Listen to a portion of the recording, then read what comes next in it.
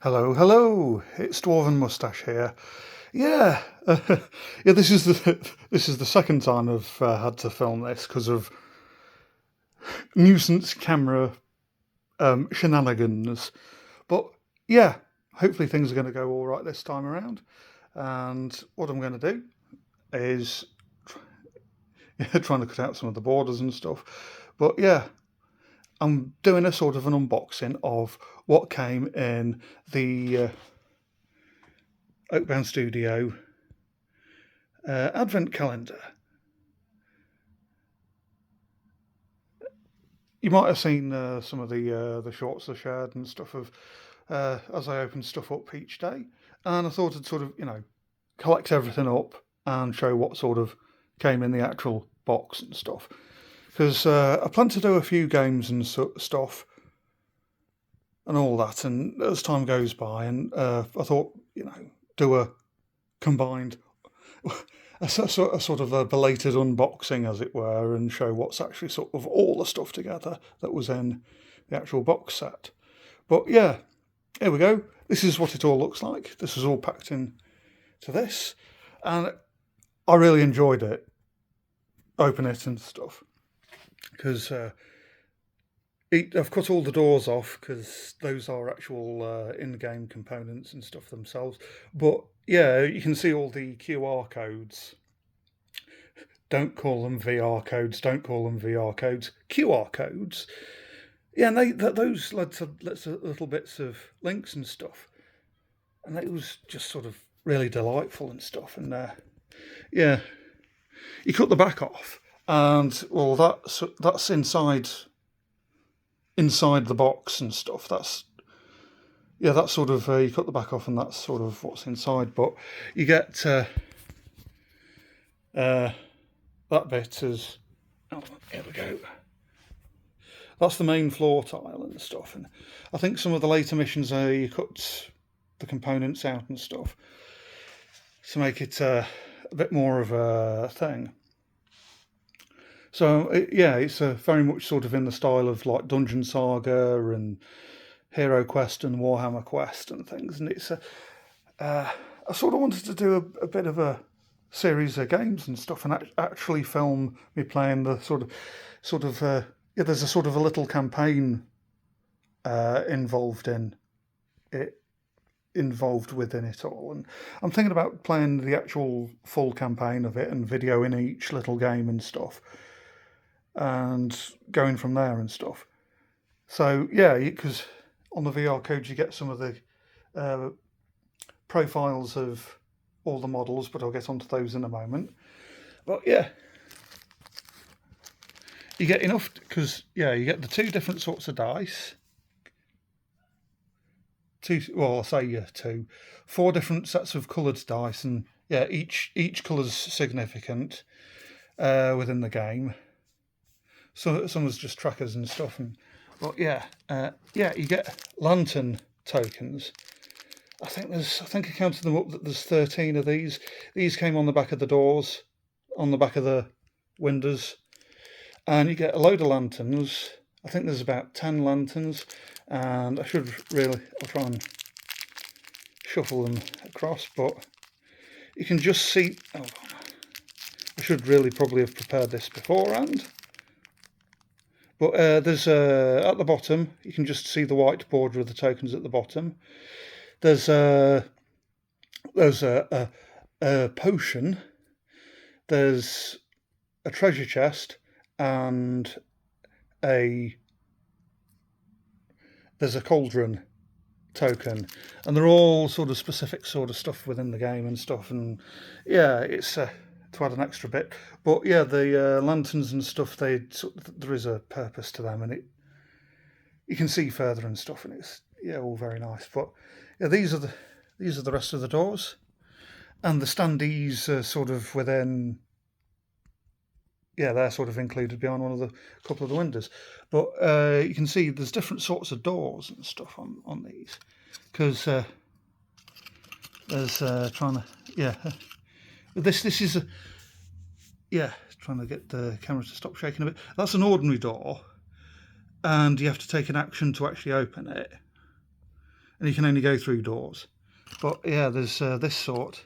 That's an open archway, and you can just sort of, you have to go to the archway and move through it, but you don't have to use an action to actually open anything.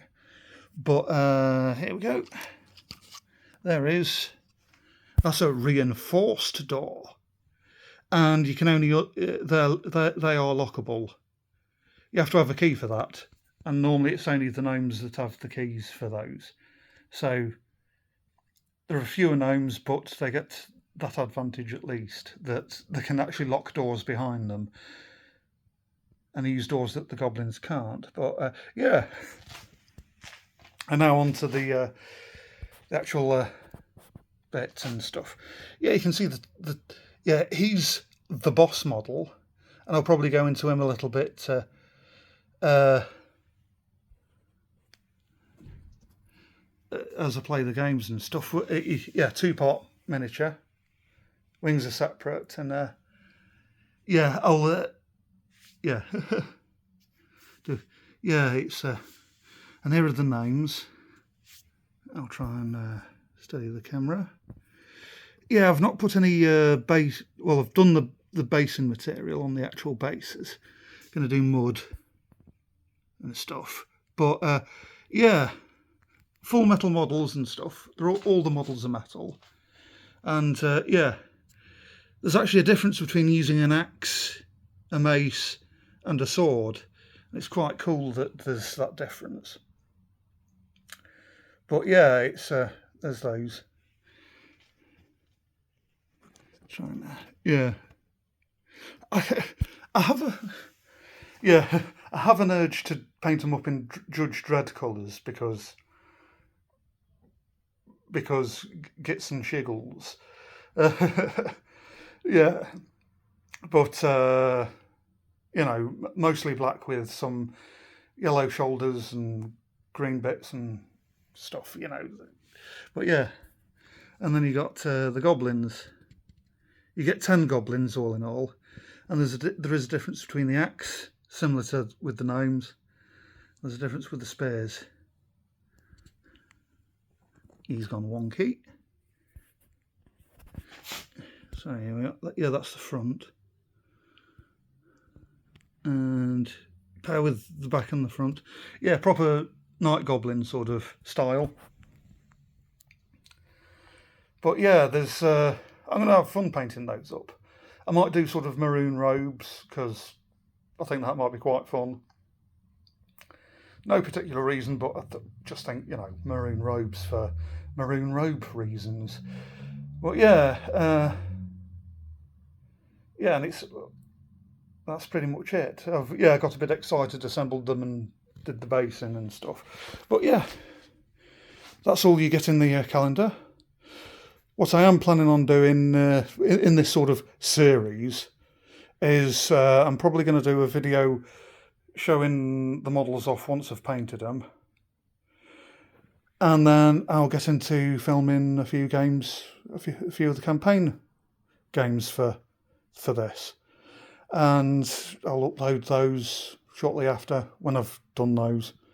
But yeah, I found this game really sort of, yeah, I've really enjoyed having the advent calendar. It's been a real treat sort of stuff, and following along with it all and stuff.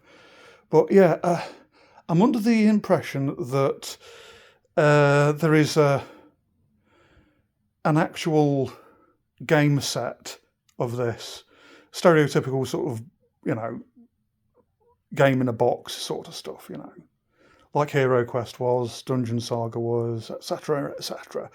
And it'll be sort of rejigged a little bit and put into an actual box sort of stuff. But yeah, I'm planning on getting that, and yeah, I'm looking forward to that coming out. I'm not sure when. Apparently, if I remember right, it'll be early in 2025.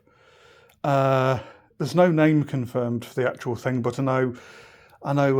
What was it?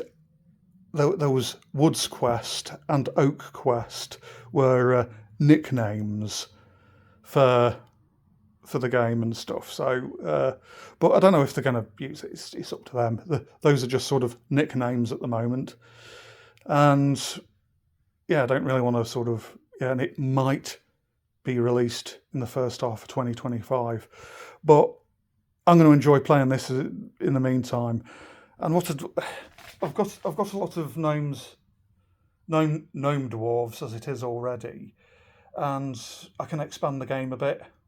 I've got Dungeon Saga with some modular floor tiles, so I can have a go at trying to expand the game a little bit. I think in the newsletter there were some rules for modular dungeon tiles and stuff, so I'm going to try that. But yeah, what I think I might do is, expand the game with more gnomes. I've got some of those already. I could do with more goblins, so I'm intending to get some more goblins to fill up the ranks. Apparently there are orcs on the way as well with the release of the Proper Job box set. Apparently. There have been hints of some sort of orcish type. But they do a line of gnawloch ratmen. They're subterranean themselves. So I have an urge to get a batch of gnawloch ratmen. And they're sort of like almost like a neutral faction.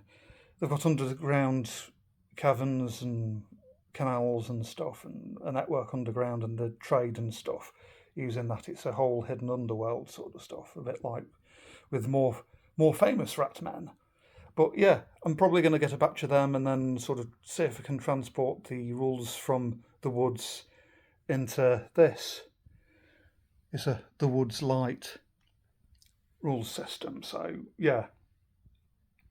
See about doing that and stuff, and then having fun from there, seeing what other adventures I can come up with these and stuff, and then snarf the Dungeon Saga dungeon tiles and use them all for some big giant expanded game where I need sort of 13 dining room tables to be able to play, because as dungeon tiles veer off the table, and you could play on the floor. But what about those with face, neck, and back problems? Because that's the best thing about Hero Quest. Not the gargoyle. It's the gnomes. Yeah, it's what about a gargoyle miniature just to go with with this? It can be a master sentry figure just to go in the game in Mount Silence. It can be a master sentry thing. But anyway, that's my intention with this stuff. Just leaves me to say, stay safe, stay groovy.